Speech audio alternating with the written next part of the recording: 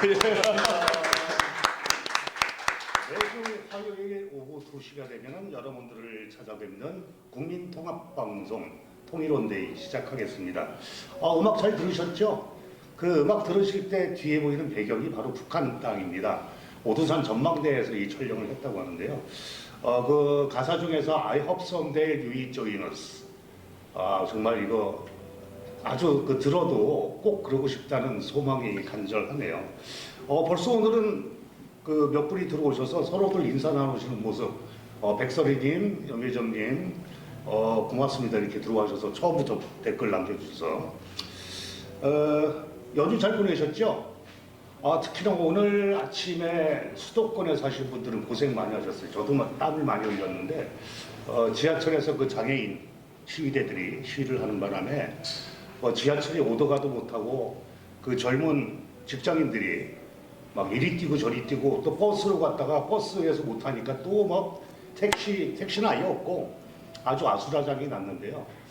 이런 거 해결을 좀 해주는 게 정치인들 아닐까요? 그거 좀 해결을 해주셔야 되는데 어떻게 비대위 만드시느라고 시간이 없으셨나요?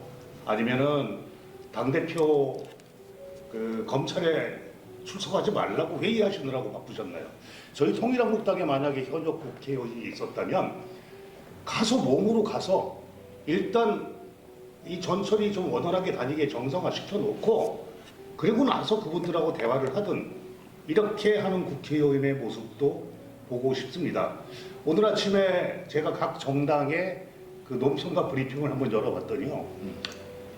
추석 민심에 국민들이 원하는 것은 정쟁이 아니라 민생이다 라고 대문짝만 이렇게 써놨어요. 첫 자가 민생의 현장에서 고생하고 있는 시민들, 이 주권자입니다. 제발 우리 국회의원님들 또 정부 관계부처에 계신 분들 정신 좀 차렸으면 좋겠네요. 힘들어 죽겠습니다. 자, 오늘 통일원데이 MZ세대가 장마당 세대를 만났을 때 요거 구성만 할 때만 해도요. 김정은이 핵을 이런 경우에 5가지 경우에 쏘겠다 이런 말 안 했는데 발표를 했습니다. 자기 방어적이고 어떤 컨셉인 것 같아요? 특별한 의미를 부여하지 않았는데요. 항상 그러시고요. 네, 특별한 의미가 없다. 네, 네. 늘 하던 얘기다. 네. 대표님께서는 조금 또 다른. 저는 이제 그 핵 보유국, 그러니까 잠재적 핵 보유국이었어요. 북한이. 그렇죠. 예, 예. 근데 이제는 그 단계를 좀 강화해서 한 단계 더 나아가서 명확한 핵 보유국이라는 것을 유엔이나 다른 그 전 세계에 알리는 그런 효과를 알아달라? 노린 게 아닌가. 알아달라. 이제 우리 핵 가지고 있다. 우리는 이러이러한 경우 핵을 쓰겠다. 다시 말해서 왜냐하면 핵 보유국으로 인정을 안 했거든요. 그 IAEA나 미국이나 우리 대한민국이나.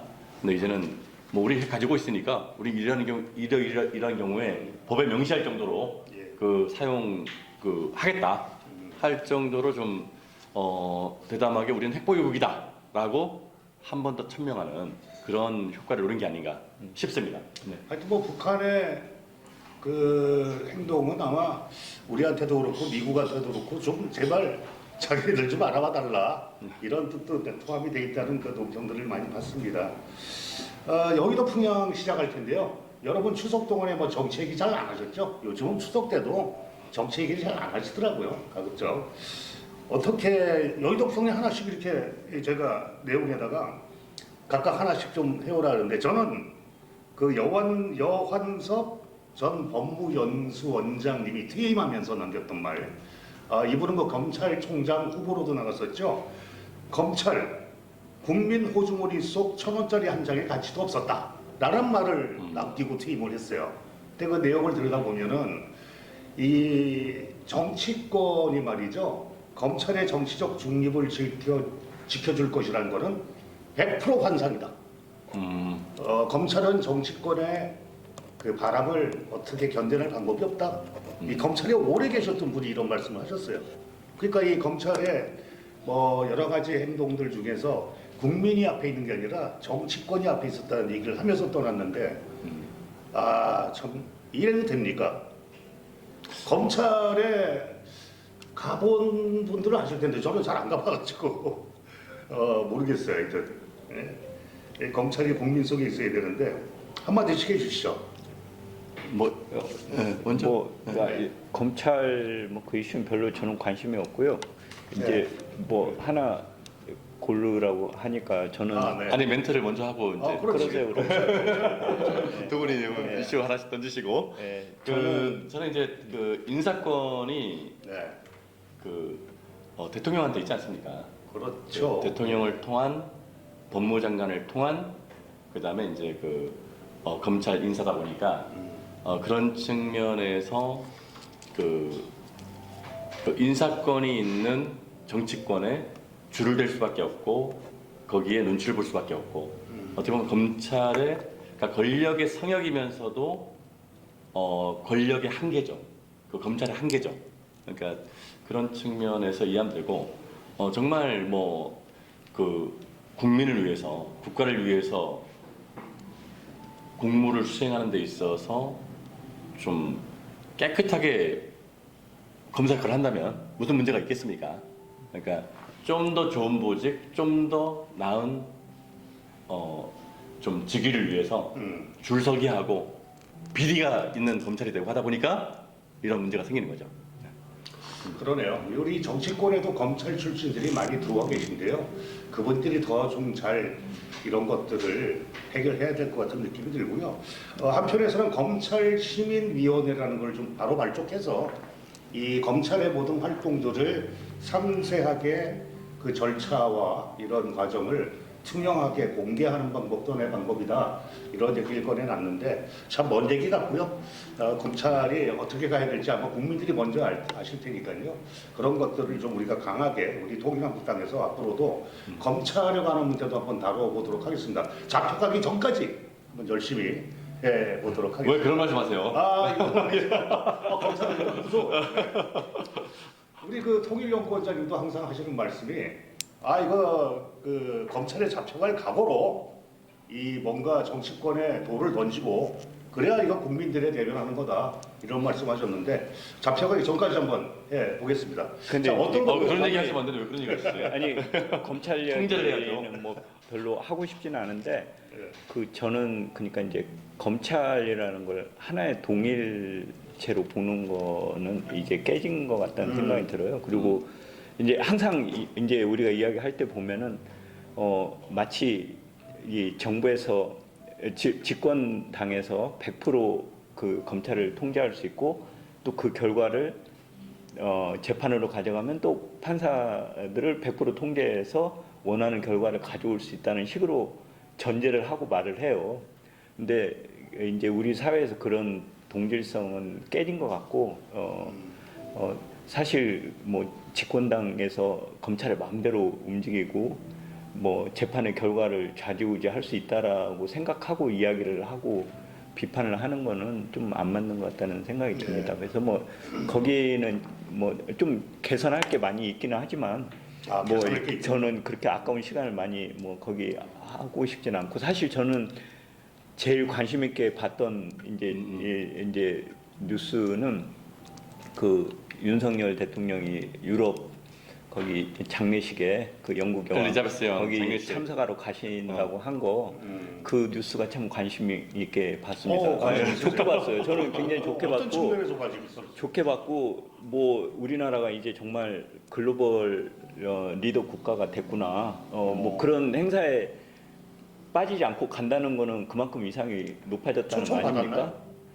이거는 초청과 상관없이 그냥 뭐 가는 갈 수 있을 것 같고 다 그 뭐 외교 실무자들이 조율하지 않았을까요? 그래서 그런 자리에 끼어서 다른 나라의 정상들과 어깨를 마주하면서 긍정적으로 이렇게 보시는 한다는 거 상당히 긍정적으로 봤고 단지 좀 이럴 때를 대비해서 좀 글로벌 리더답게 가서 대화도 좀 이렇게 섞여서 할 수 있게 뭐 언어 공부도 좀 하셨으면 더 좋았을 걸. 대기업 총수들은 많이 하시잖아요. 이제 그 뭐 그렇죠. 통역이 있지만 또 이렇게 하기도 하고 예. 그다음에 뭐 조금 이제 꿈 같은 이야기지만 요번에 이제 그 어떻게 조문단 뭐 비슷한 그런 행사가 되는 거니까 이런 기회에 또 뭐 여당 대표, 야당 대표, 또 다른 정당 대표 뭐 이렇게 국민을 대표할 수 있는 이런 조문단을 꾸려가지고 비행기 넓잖아요. 그 전용기 거기 좀 여러분이 가서 이렇게 연구하고 외교도 하고 오시고 그랬으면 좋겠다는 그럼 생각하는. 그 정도로 영국과 돈 똑같습니까? 뭐좀 아무튼 좀 아쉽지만 또 그렇게 나빠 보이지는 않더라. 그 자리에 영부인 수행원들이 여럿이 간다고 합니다. 네, 그렇습니까? 아니 근데 가야죠, 뭐. 우리 네.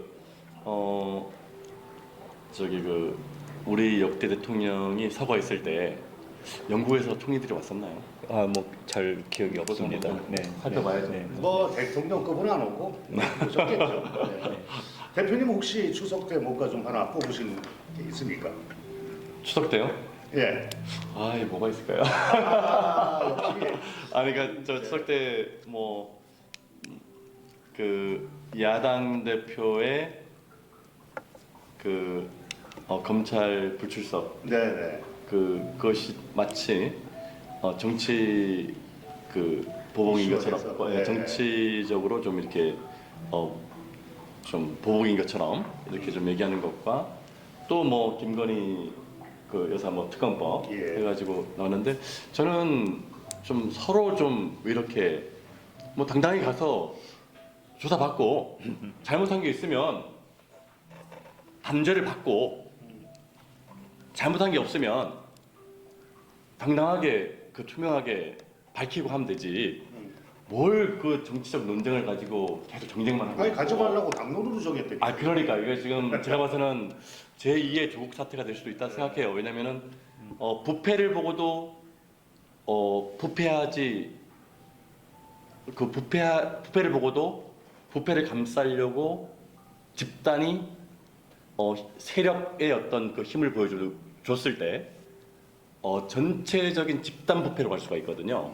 지금 이거는 김건희 특검이나 이재명 지금 그 검찰 출석이나 같은 맥락인데 양쪽 진영이 부패를 덮으려고만 하고 있는데 덮으려고 하다가 집단으로 다 날아갈 수가 있으니까 양쪽 다 좀 조심하시고 그 양쪽 다 그냥 잘못한 것이 있으면 단죄를 받고 잘한 것이 뭐 잘못한 게 없으면 깨끗하게 가서 좀 그 국민에게 투명하게 밝히고 이렇게 했으면 좋겠습니다.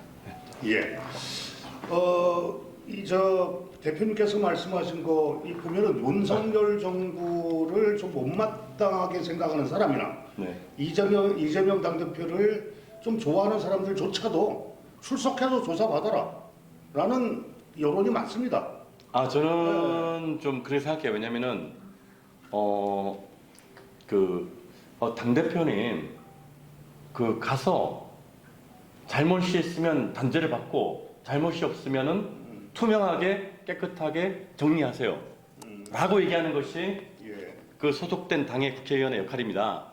이걸 가지고 막으려고 하고 출석 못하게 하고 이러면 안 되죠. 예. 김건희 특검법도 마찬가지예요. 잘못한 것이 있는지 없는지 도대체 주가 조작했는지 안 했는지 가서 조사 받아보세요. 특검 해보세요. 라고 얘기하는 것이 국민의힘 국회의원의 역할이에요.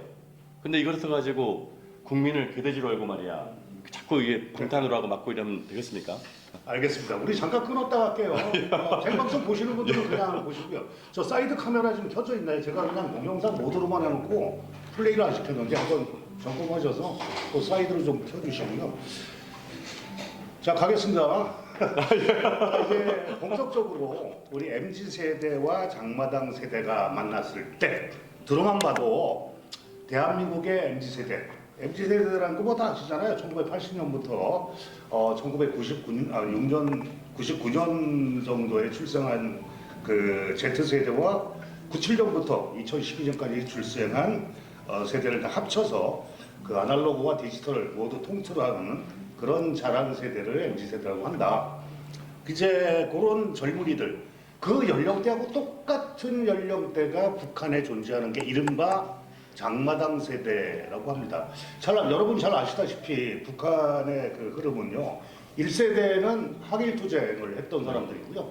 2세대는 그 6.25 전쟁, 한국 전쟁. 걔네들은 조국 해방 전쟁이라고 합니다. 예, 참여해서 전후복구와 또그 천리방 운동을 주도했고요.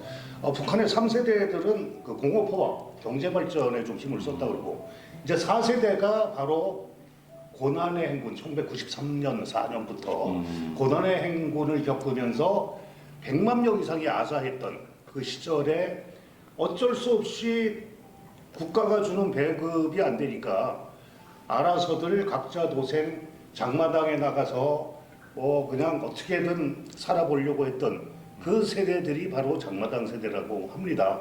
그때부터 아마 북한의 전통적인 사회주의 체제가 좀 붕괴되지 않았나 싶은 건데 지금 북한에서는 그런 장마당 세대와 기성 세대 간의 갈등이 아주 심화되고 있다고 합니다. 이런 측면에서 볼 때 우리 젊은이들과 그 장마당 세대의 젊은이들은 뭔가 공통점이 있고 통하고 북한의 그 핸드폰이 700만 대래요. 예, 그 친구들은 그 핸드폰 기기, IT 기기에 굉장히 능숙해 있고 그래서 아마 조금만 우리 독일 통일처럼 조금만 물꼬가 터지면 폭발적으로 그 세대들이 만나서 I hope someday we join us가 되지 않을까 하는 생각이 들어요. 그런 얘기들을 한번 지금부터 해보도록 하겠습니다. 북한의 내부 문건에서는요, 이 장마당 세대 그냥 두면 큰일 난다. 이런 이야기를 하고 있고요. 그 장마당 세대들은 국가가 어떻게 됐든 내 입만 굶지 말자. 이런 주장들을 하고 있습니다. 그래서 대표님, 이 우리 장마당 세대, 그 MZ 세대와 장마당 세대가 만날 가능성이 있을까요? 그리고 만난다면 어떻게 시작을 해야 될까? 이게 오늘의 관건입니다. 두 분 한번 간단하게 얘기를 좀 하면서 시작을 하죠. 그러니까 지금 그 남북한 위정자들이 제가 누누이 수천 수만 번 얘기하고 있지만 예. 남북한 위정자들이 현재 권력에 탐닉해서 그냥 국내 정치에만 집중하다 보니까 이 지금 그 미래 세대를 위한 통일에 대한 준비, 남북 교류를 집중하지 않고 있어요. 근데 우리 미래 세대, 지금 금방 얘기했던 우리 대한민국의 MZ 세대와 북한 장마당 세대 그 젊은 층이 있지 않습니까? 예. 그러면은 좀 교류를 할 수 있게 만들어줘야 되거든요. 근데 그 교류를 만들어주지 못하니까 너무 좀 서로 동질화, 좀 서로 의사소통하고 그런 기회가 없어요. 없다 보니까 이 부분은 좀 우리가 남북한 청년 좀 뭐랄까 청년 교류, 그 다음에 청소년 교류 해가지고 이 교류의 장을 또 어떤 축구 대회, 축구 교류, 야구 교류 예. 이런 식으로 교류할 수 있는 장을 많이 만들어줘야 돼요. 물론 청년과 청소년뿐만 아니라 일반 국민들도 교류할 수 있는 경제 교류와 민간 교류 그리고 이산가족 교류, 문화 교류도 중. 문화 교류 네. 얼마든지 할 수 있거든요. 그래서 지금 남북한 그 위정자들이 대치 국면으로 지속할 것이 아니라 민족적 어떤 대의, 어떤 그 한민족의 어떤 미래 방향성에 있어서 좀 서로 교류를 할 수 있는 장을 만들어줘야 되거든요. 근데 이 부분에서 정말 저는 저도 지금 이제 50이 좀 있으면 50이 되는데. 그러세요? 네. 근데 지금 제가 태어나서 지금 그 48년 동안 왜 이렇게 내 자유와 내 자유와 인권, 북한 땅을 갈 수 있는 내 자유와 인권이 왜 없지 아직도? 정말 너무 네. 억울하고요. 예. 남북한 위정자들이 좀 하루빨리 좀 남북한의 여행 자유, 교류, 청년들의 교류, 청소년의 교류, 문화 교류, 경제 교류 빨리 만들어야 되거든요. 네. 그래서 이 부분은 정말 저는 북한의 위정자, 남한의 위정자에게 꼭 말하고 싶습니다. 하루빨리 내일 당장이라도 남북 정상회담하고 그리고 남북회담 빨리 하세요. 정말 역사의 뒤안길로 쓰러져갈 그 날이 얼마 없거든요. 빨리 하세요. 저는 대표님께서 가끔 말씀하실 때 남북 정상회담을 매주 화요일 날 오전 10시에 영시에서 정례하자라는 말씀을 드리면서 그냥 스쳐들었던 적도 있어요. 네. 근데 요즘 들어서 그 각 언론의 컬럼들을 보면 파격적인 남북 정상의 만남이 어떻게 보면 제일 빠르다. 이런 얘기를 하는 논평들이 많습니다. 그거는 그럴 수밖에 없는 게 예. 모든 의사결정은 어떻게 보면은 남북의 지도자가 하게 돼 있지 않습니까?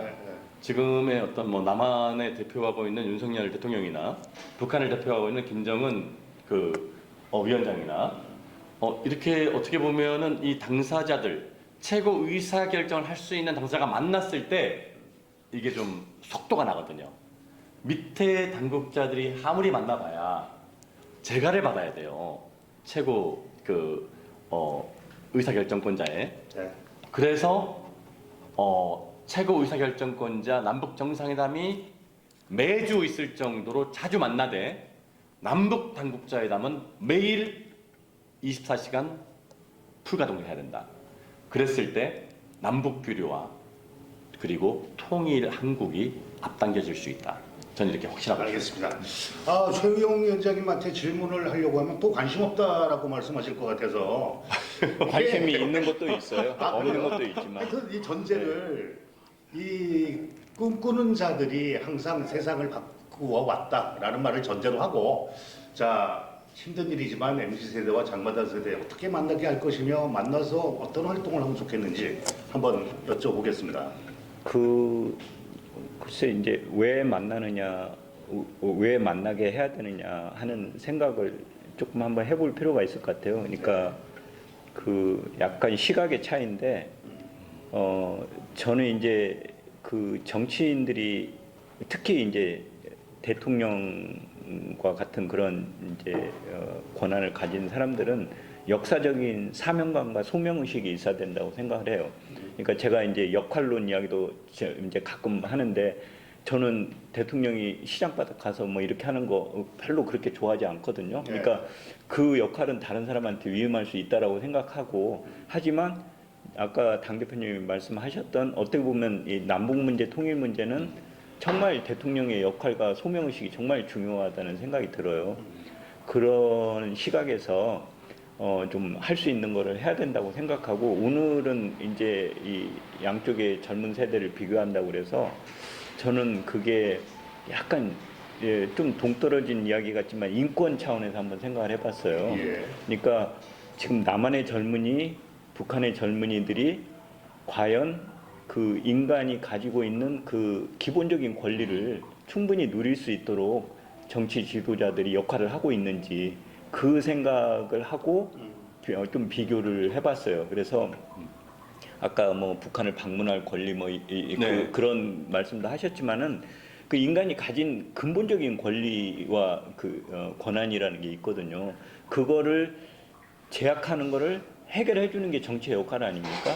그래서 어떻게 보면 남한의 젊은이들은 젊은이대로, 북한의 젊은이들은 젊은이대로 지금 많이 그런 인간의 기본적인 권리를 침해당하고 있다고 저는 우연찮게도 비슷한 점이 많더라고요. 그렇게 생각을 하고 있고 그런 문제를 어떻게 보면은 양쪽의 지도자들이 해결하도록 그 소명의식을 가지고 노력을 해야 되지 않느냐 이런 생각을 하고 있습니다. 뭐 조금 추상적이긴 하지만 아까 우리 그 대표님 말씀하는 것은 아니 뭐 족구 대회를 하든 축구 대회를 하든 그래서 한번 모여서 토론하면서요 각자의 그 체제, 각자의 정부에 대해서 좀 비판하는 그런 토론도 한번 해보면 재밌지 않을까 하는 생각. 통일연구원장님 지금 멀리 계신데 독일 통일을 할 때 독일에서 한 뭐 20년 가까이 계셨으니까 독일 통일의 청년들의 역할이 있었나요? 제가 좀 조사를 안 해봐서 간단하게 좀 여쭤보고 싶어요. 네, 역할이 있었습니다. 독일에는 중요한 역사적 시기에 항상 학생들이 사회적 운동에 많은 관심들을 가졌고요. 현대까지도 학생들이 사회적 움직임에 대해서 많은 관심들을 갖고 있기 때문에 운동을 하고 영향을 미친다. 네. 이렇게 요약해서 말씀드릴 수 있습니다. 어렵단 단서명령하게. 제가 미리 질문 내용도 알려드리지 않았어요. 느닷없이 질문을 했는데도 그 기억나는 게 그 장벽을 막 청년들이 올라가서 망치로 막 깨고 하는 장면 이 너무 선명하게 독일의 그 청년들이 역할을 구체적이는 않지만 많이 했다는 말씀 그랬군요. 이게 좀 우리도 그런 그 청년들이 우리 DMZ 갔던 DMZ를 막 끊고 하는 모습을 정말 빨리 한번 보고 싶습니다. 자, 이제 북한은 벌써 자본주의 그러니까 시장 경제 시스템이 가동 중이다 이런 얘기를 해요. 우리 폐쇄적인데 실제로 그 탈북한 분들의 이야기를 들어보면은 평양 같은 데서 사업을 다 할 수 있고요. 개인 택시가 다니고 그 누구나 자본만 있으면 사업체를 만들 수 있고 국가로부터 위탁을 받아서 한다고 해요.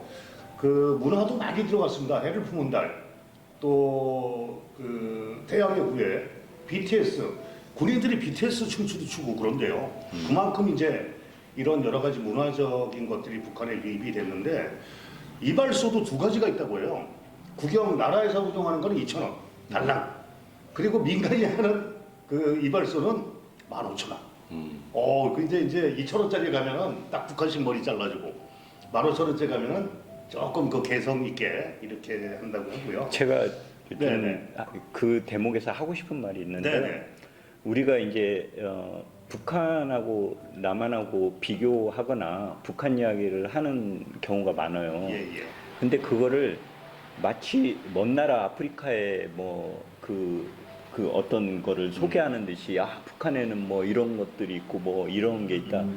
그렇게 이야기하는 거는 저는 조금 이제 좀 문제가 있다고 생각을 해요. 왜냐하면 그게 맞는데, 그러니까 이제 우리가 학문에서도 그렇듯이 뭐를 비교하는 거는 비교하는 목적이 있는 거예요. 네. 그러니까 이제 단지 흥미가 아니고 비교를 해서 상대방이 좋은 거는 그걸 우리가 택하고 우리가 비교해봤더니 우리가 잘못한 거는 또 우리가 고치고 예. 그러니까 뭔가 목표 의식을 가지고 비교를 해서 예. 그리고 비교를 할 때는 뭐 어떤 항목을 비교할지를 생각을 해서 비교를 하는 저 거잖아요. 혼내시는 거죠? 그래서 아니 내가 이제 아까 제가 하는 말과 연결을 시키려고 예. 그래요. 그래서 저는 그 남북한을 비교할 때 인권에서 좀 비교를 했으면 좋겠어요. 지금 우연찮게도 저도 관심이 없었지만 오늘 이 방송을 한다고 그래서 잠깐 검색을 해보니까 놀랍게도 북한도 결혼하고 출생률이 떨어지고 있더라고요. 맞습니다. 지금 1.9더라고요. 예. 그러니까 그 이제 주는 쪽이죠. 미만이니까 한국도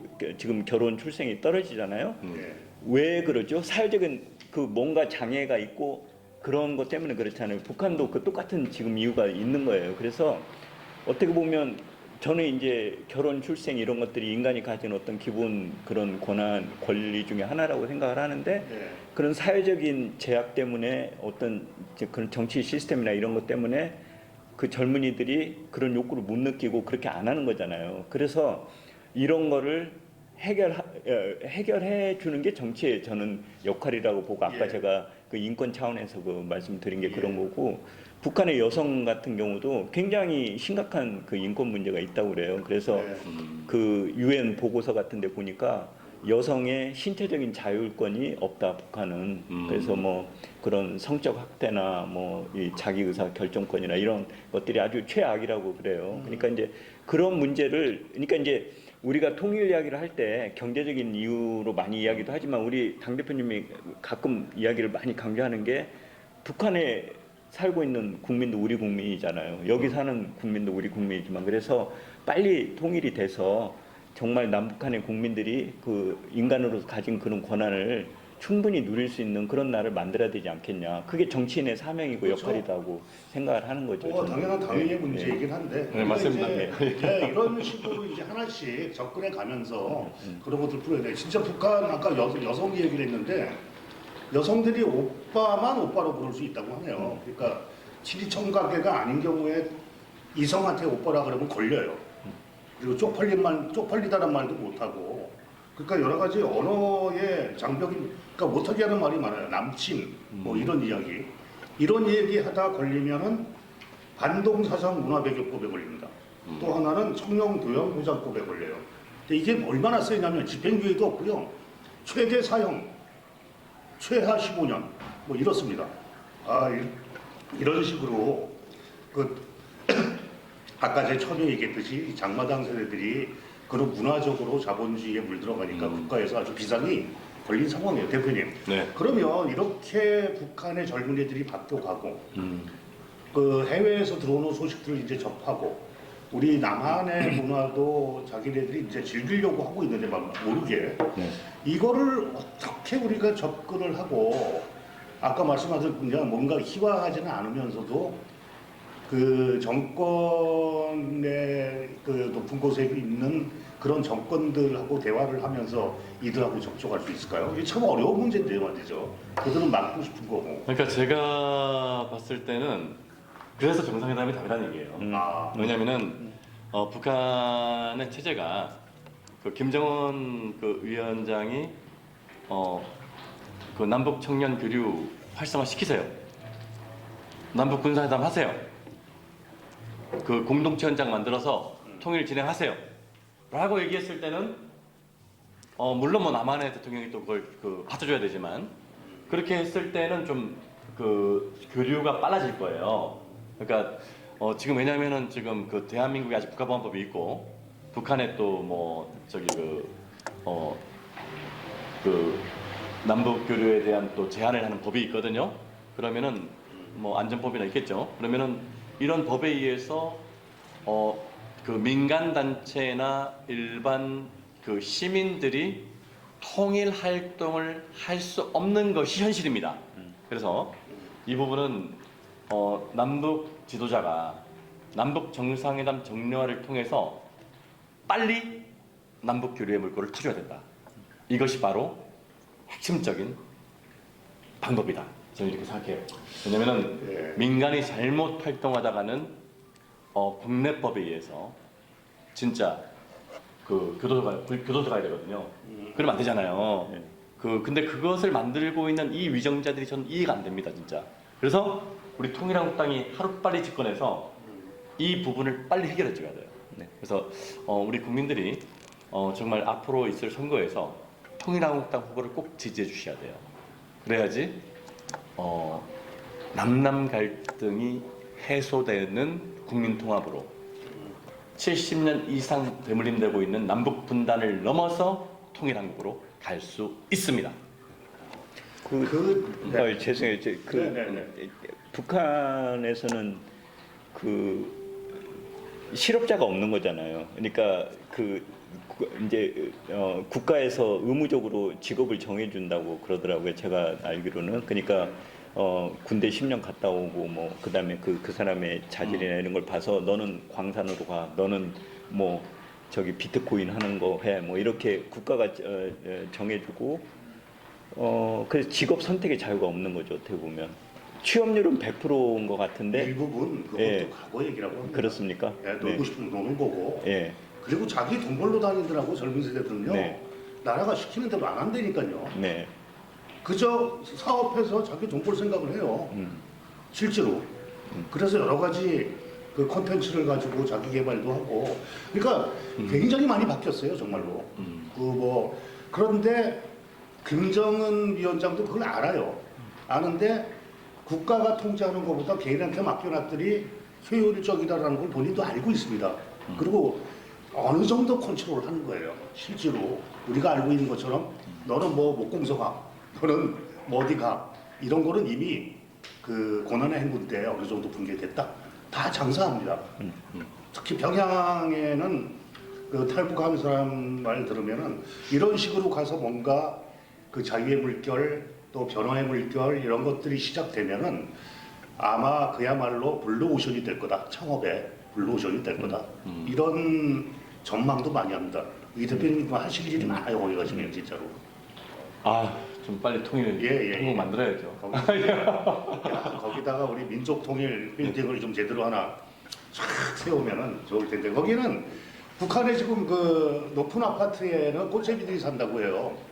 왜냐면 우리는 그 뷰가 좋은 고층이 비싼데 거기는 이제 참 지어놨는데 물이 안 올라가고 전기가 자꾸 끊어지고 엘리베이터를 못 가는 거예요. 그러면 50층, 60층 어떻게 걸어다닙니까? 꽃제비는 올라가서 사는 거예요. 그렇게 여러 가지 제가 저 북한 전문 건축한테 직접 들은 얘기입니다. 가서 그런 것들을 개선을 좀 해야 근데 되는데. 이제 전해 들은 것이 네. 그 사실관계가 아닐 수도 있기 때문에 네, 그렇겠죠. 조금 조심스럽게 얘기하셔야 됩니다. 네, 네. 네네.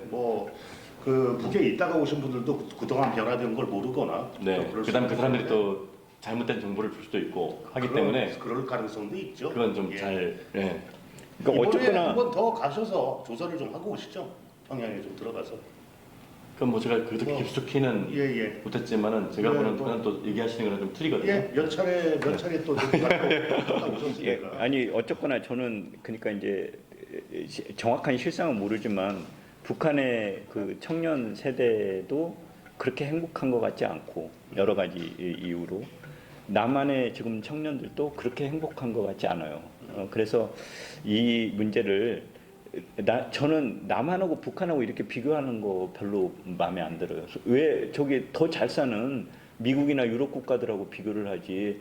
우리가 북한하고 비교하면서 그나마 남한은 좀 나은 것 같다 이렇게 자꾸 생각할까봐 저는 좀 그게 아쉽더라고요. 그래서 비교의 대상도 더 선진국에 비교를 하고 남한이나 북한이나 청년들이 다 지금 뭔가 문제가 많이 있고 좀 고통을 받고 있다라고 하면 이거를 정치권에서 빨리 그게 통일이겠죠. 어떻게 보면 통일의 방법을 찾아서 해결을 해주는 게 이게 역사적인 사명이다 이렇게 생각을 하는 겁니다. 네. 그렇습니다. 어쨌든 그 북한 주민들의 대다수 그리고 젊은 층을 중심으로 하는 변화를 원하는 분들은 북한이 하루빨리 개혁 개방을 해서 하다못해 중국식 경제 모델이라도 도입하자면 안 된다. 개혁 개방만이 우리가 살 길이라는 그 인식은 커져 있습니다. 그런데 정치권에서는 이렇게 되면 지금까지 기득권층은 자기네 자리를 다 뺏기거든요. 그런 것들이 서로 상충될 때는 아마 힘을 가진 권력자들은 후자를 택하지 않을까. 그런 데서 이제 바로 우리가 풀어야 될 실마리가 계속 보이는 것이고 핵무기 우리 언제든지 쏠 수 있다. 5가지 중에 김정은이 말한 그 5가지 중에 안 걸리는 게 하나도 없어요. 우리가 훈련 태세만 제대로 갖춰도 쏠 수 있다는 겁니다. 하여튼 그런 상황에서 이 어려운 문제를 지금 우리가 토론하고 있는데 이런 토론들이 진짜 좀 현실적으로 현실화될 수 있는 것들을 물꼬를 어렵지만 트려고 하는 게 저희 통일한국당인데 이런 논의조차도 안 하는 그 정당에 대해서는 할 얘기가 좀 있는 거예요. 사실. 네. 자, 우리 통일에 대해서 인식이 이제 바뀌고 있다고 합니다. 뭐 남한에도 마찬가지고요. 이때까지 전통적으로 민족이라는 이름, 한 가족이니까 뭐 한민족 뭐 이렇게 해서 우리는 당연히 당위적으로 통일을 해야 된다라고 인식되어 왔는데 교육도 받고 이제는 그런 민족의 이름으로 강요받는 게 아니고 서로가 존중하면서 서로가 협력하고 공생하고 그러면서 평화로 가는 길들을 통일 안 돼도 좋으니 대표님 말씀대로 왔다 갔다 하고 네. 서로 교류하고 서로 존중하고 체제 인정하고 네. 이런 것들이 오히려 새롭게 떠오르는 통일론이다 이런 논의가 있고 북한의 장마당 세대에서도 그런 걸 원한다고 해요. 아니 근데 그게 그거는 가능할까요? 저는 가능하다 보는데 네. 왜냐하면 우리가 통일한국을 만들기 위한 정당이지만 솔직히 뭐 통일 안 돼도 좋아요. 남북이 교류를 활발하게 했으면 좋겠어요. 그리고 남북한 주민들이 서로 그 여행의 자유, 자유왕래를 할 수 있고 사업을 교류할 수 있고 우리가 일본과 한일 관계처럼 한중 관계처럼 또 유럽의 뭐 독일과 뭐 프랑스의 관계처럼 이웃 국가로서 같이 잘 지낼 수 있잖아요. 전 솔직히 그것도 나쁘지 않다 생각해요. 잘 지내다 보면 기회가 되면 통일할 수도 있고 뭐 그냥 계속 친하게 지낼 수도 있고 그걸 만들지 못하는 적대 관계로만 계속 70년 이상 동안 대물림하고 있는 지금의 상황 그 동안에 남북한의 위정자들 정말 현재 위정자 저는 도무지 이해가 되지 않고 이 사람들이 너무나 우리 대한민국 국민이나 북한 주민 자유와 인권을 너무 제약하고 있고 침해하고 있다. 저는 이렇게 생각하고 예. 이 사람들 지금까지 기존의 위정자들 다 저물어 갔어요.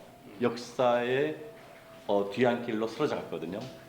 지금의 위정자들도 조만간 짧게는 3년, 길게는 10년 안에 쓰러져 갈 거예요. 역사의 뒤안길로. 사람이 사는 것은 권력만 휘두르다 간다 해서 그게 잘 사는 인생이 아니거든요. 그러니까 내가 더 나은 세상, 국민들을 위해서 더 좋은 자유와 인권을 주기 위해서 무슨 역할을 했느냐를 가지고 평가가 되기 때문에 예. 정말 정신 똑바로 차리고 남한의 지도자나 북한의 지도자나 정신 똑바로 차리고 빨리 정상에 담았어요. 좀 난 이 사람들이 이해가 되지 않습니다. 알겠습니다. 자, 그럼 이참에 우리 통일부와 특히 고정세 장관에게도 한 말씀 좀 독하게 하겠습니다. 어저께인가요? 남북 이산가족 만나자고 제안을 했어요. 네. 지금 타이밍이 그거 제안해서 북한이 들어줄 거라고 혹은 인정할 거라고 그렇게 하자고 할 분위기인가요? 그래도 꾸준히 하겠다고 아니, 그렇게 말하지 않습니까? 아니 이제 아니 안 하겠다고 하는 것보다 나. 뭔가 지금 현실인식이 없는 게요. 우리 며칠 전에 같이 갔다 오지 않았습니까? 네네. 그 이북오노청에서 하는 이산가족의 날. 이산가족의 날 행사에 권영세 장관이 왔어요. 그날 얘기 다 듣고 왔습니다. 무슨 얘기하냐? 지금 이산가족들은요, 굳이 지금 뭐 90 다 넘어서 그 이산가족 만나자고 하는 거 아니에요. 그 2세대, 3세대들이 우리 조상이 살았던 땅에 한번 가보고 싶다. 고향 방문 한번 해보고 싶다. 이제 바꿨어요.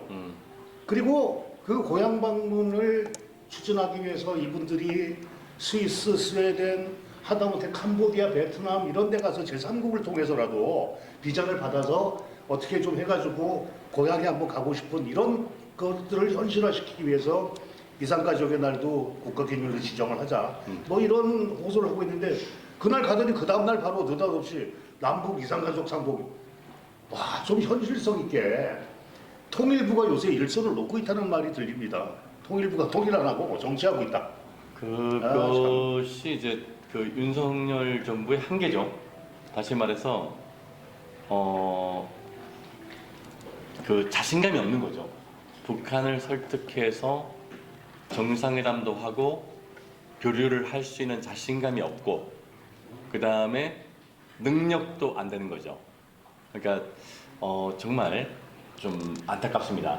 왜냐면은 남북 대치 상황을 그 5년 내내 임기 내내 가져가지 않을까 좀 걱정이 돼요. 왜냐하면 지금 골든 타임이거든요. 예. 70년 이상의 그 분단의 대물림이 되고 있지만 지금이야말로 정말 우리가 좀 세계 10대 강국 아닙니까? 선진국이에요, 대한민국은. 지금은 좀 강해진 국력을 가지고 북한과 자신감을 가지고 협상을 통해서 통일한국으로 점진적으로 나아가야 됩니다. 그래서 지금 골든타임인데 윤석열 정부가 그 골든타임을 놓칠까봐 좀 조마조마한 그 마음이고요. 조금 좀 하루빨리. 예. 그럼 뭐 이산가족 만나게 하자, 상봉시키자. 좋습니다. 그리고 남북 뭐 청소년 만나게 하자. 좀 우리가 또 전력도 주고 좀 경공업 지원해주고 그 의학 지원해주고 식량 지원해주고 인도적 지원해주겠다. 뭐 다 좋습니다. 좋고 그것이 실천을 할 수 있다는 액션을 할 수 있다는 그 실행력을 보여줬을 때 그렇죠. 북한이 답을 해올 거예요.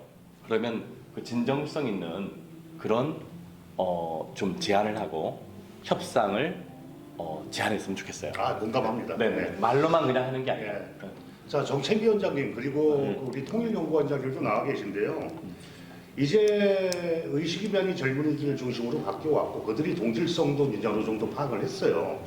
그런데 이제 이 젊은이들이 그야말로 변화를 바라고 있는 것은 남북이 똑같습니다.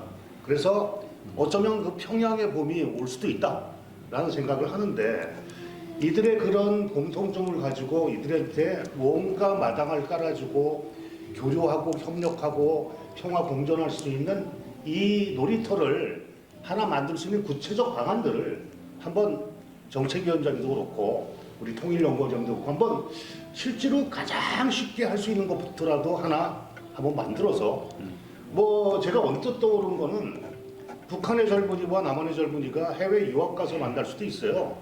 어떤 대학에 있을 거 아닙니까? 베이징 대학에도 뭐 있을 수 있죠. 아 만나죠. 예, 예. 만나죠. 그런 걸로부터 좀 시작해서 물론 여러 가지 제약이 따르겠지만 뭔가 구체적으로 할 수 있는 그런 액션을 우리 통일한국당에서 이름에 걸맞게 뭐 마련해서 그 남북 청년 세대의 만남 특집으로 우리가 방송을 한번 해봤으면 좋겠다. 좀 공부를 좀 부탁드립니다. 아 근데 너도 얘기하지만 네. 남북 정상이 정상회담을 통해서 풀어주지 않으면 너무나 제약이 있어요. 네, 맞습니다. 그러니까 네. 국가보안법도 아직 있고, 그러니까 우리가 정말 그 남북 정상이 왜 이렇게 정신을 못 차리는지 답답할 뿐입니다. 저도 100% 공감이고요. 지금 우리나라의 뭐 통일과 관련한 시민단체나 뭐 활동하는 데가 뭐 수백 개가 있어요. 근데 뭐 아무 소용 없습니다. 예, 많은 행사를 하죠. 뭐 DMZ 가서 뭐 뭐도 하고 뭐 문화 행사도 하고 하는데 그냥 그걸로 그칠 뿐이에요. 그러니까 결국 풀어내는 건 정치에서 풀어내야 되고 남북 그거는 정상이 풀어내야 돼. 정말 역사에 대한 소명의식을 가지고 내가 이거는 할 역할이고 나 아니면 할 수 없다라는 생각을 가지고 5년 동안 매진을 해서 그 일에 매달려야지 돌파구가 생기는 거예요. 예, 그냥 가끔 가다가 뭐 담대한 구상 뭐 한번 툭 던지고 뭐 이상가족 만나에 툭 한번 하고 그렇게 해서 되겠습니까? 아 근데 나는 예, 예. 나는 담대하게 핵 나왔잖아요. 아니 그게 아니고 나는 솔직히 그 대한민국의 청년이지 않습니까 저도. 예. 내가 아까 뭐 좀 뭐 한 48년 살았다 했잖아요 대한민국에서. 근데 내가 살면서 이 48년이란 세월이 이 작은 세월이 아니에요 솔직히.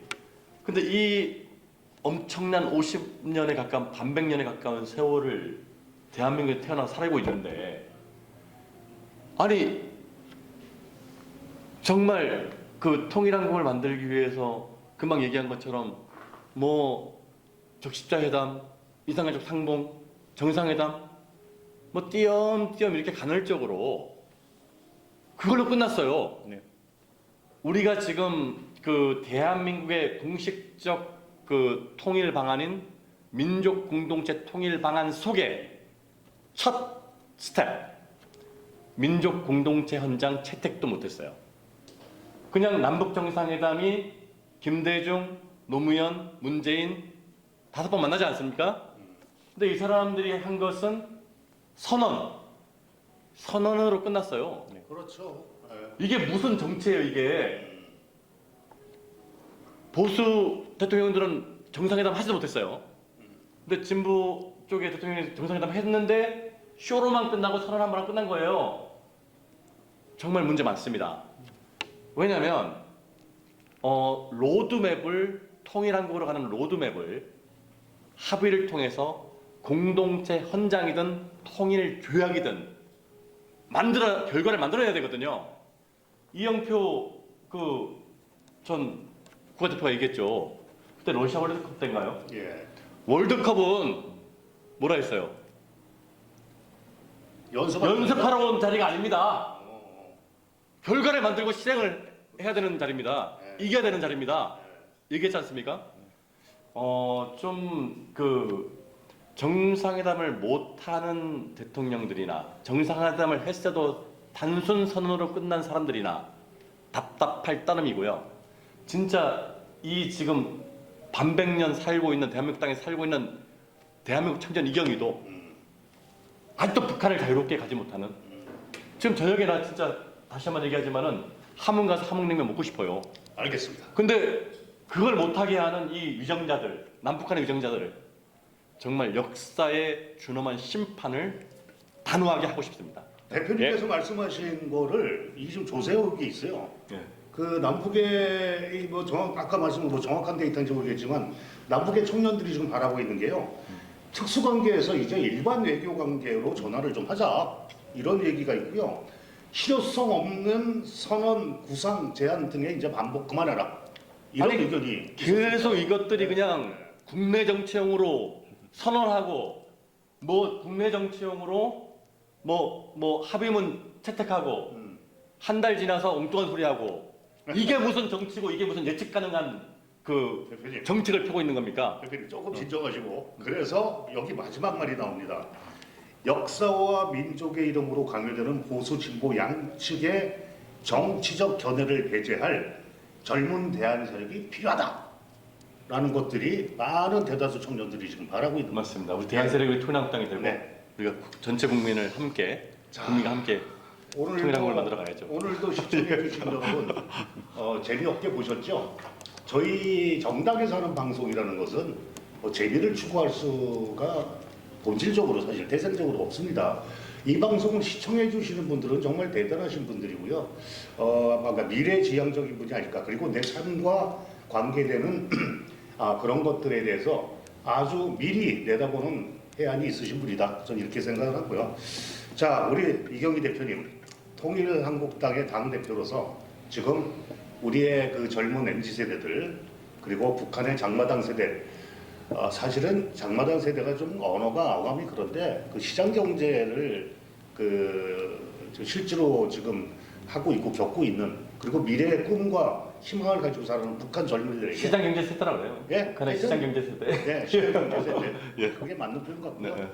그 두 젊은이들에게 지금 철조망으로 못 가고 있는 그 세대들에게 우리 당 대표로서 통일한국당의 대표로서 던지는 메시지 던지면서 오늘 방송 마치도록 하겠습니다. 남북한의 청년 여러분 그리고 남북한의 시민 여러분, 지금 그 지난 70년 이상 동안 분단의 댐을 이미 대고 있어요. 그런데 남북 교류의 그 장이 언제 펼쳐질지 우리는 예측도 하지 못하고 있습니다.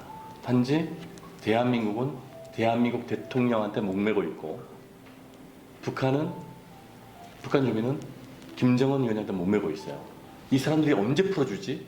하고 빨리 풀어줘야 될 텐데 남북 교류를 시켜줘야 될 텐데 통일한국으로 가는 점진적인 스텝을 밟아야 될 텐데 라고 그냥 물끄러미 쳐다만 보고 있어요.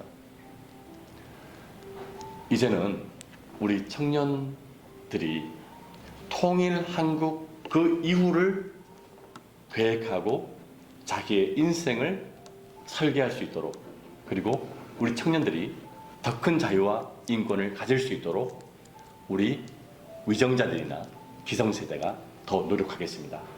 그래서 여러분 세대에는 하루빨리 통일한국이 돼서 통일한국이 되지 않더라도 남북 교류가 활발한 자유로운 이동이 여행이 가능한 그런 남북한을 만들어서 우리 청년들이 글로벌 시장에서 남북 교류를 통해서 자기 사업도 하고 그리고 자기 개발도 하고 교육도 하고 문화를 누릴 수 있는 그런 미래를 만들어 드리겠습니다.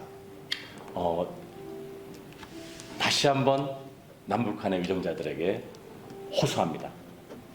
우리 대한민국과 그리고 북한의 청소년들이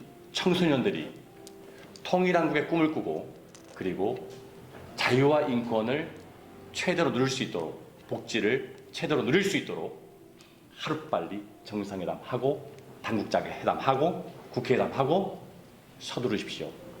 여러분들의 임기는 얼마 남지 않았습니다. 역사의 준엄한 심판을 기다리지 마시고 여러분이 할 수 있는 최대의 노력을 해주십시오. 감사합니다. 네. 제가 짧게 더 하고 1분 싶은데 남아서요. 네, 1분. 네. 지금 대표님이 그렇게 기존 정치인한테 쓴소리를 하셨지만 이 역사의 소명의식이라는 거는 잠깐 사이에 만들어지는 게 아닌 것 같아요. 그래서 저는 별로 기대를 안 하고 있고 그래서 후배가 네, 얘기하면 네. 들을 수도 있잖아요. 조금 듣지만 그게 정말 자기의 소명으로 막 생각하고 거기에 매진하는 사람과 그렇게 잠깐 들어서 하는 사람과는 많은 면에서 차이가 날 거고 저는 국민들이 이제 정당이니까 저는 이 말을 꼭 하고 싶어요.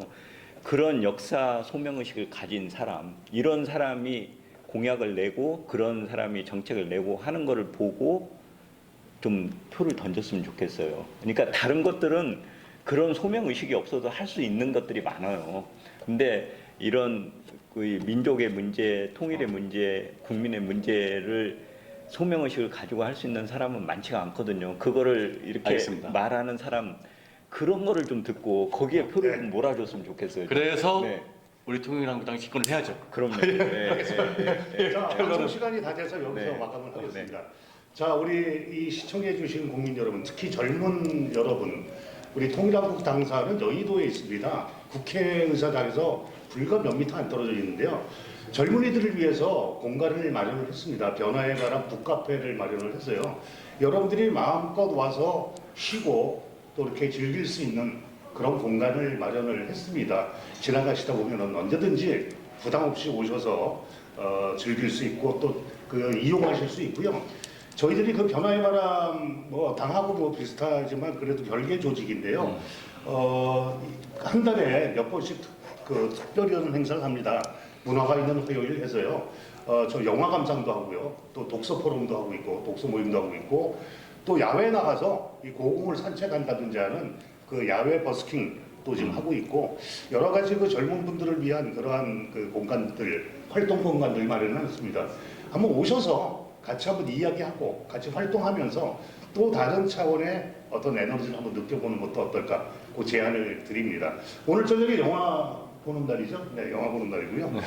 자, 여러분 이제 방송 마치겠습니다. 끝까지 시청해 주셔서 감사하고요. 세상에 이런 나라가 얼마나 많겠습니다. 얼마나 많겠습니까?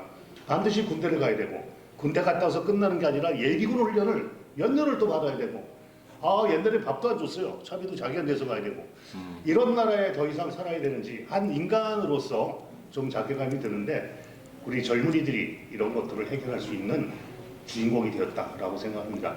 시청해 주신 여러분 감사합니다. 통일원데이 오늘 방송 여기서 마치겠습니다. 모두 화이팅 하시죠. 우리 당시자들 젊은이들을 위해서 크게 박수 한번 치면서 오늘 마감. 네.